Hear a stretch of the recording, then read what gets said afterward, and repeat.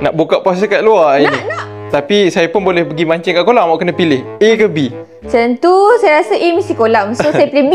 B, awak nak buka puasa kat luar? Ya, saya nak buka puasa kat luar. B kan? Jom, kita pergi mancing kolam. Tak nak. Saya nak buka puasa kat luar. Nampak Dah. ni? Jom nak buat saya tu. dengan saya. Tunggu kejap saya bersiap sekejap je. 1 minit je 1 minit je dia bagi. Manalah sempat. Tak apa, kita pakai YOU primer dulu. Lepas tu pakai cushion dia. Hilang segala pori-pori pakai primer ni. Primer ni rasa ringan lah. Dah siap ke belum? Kalau macam ni baik saya mancing kolam.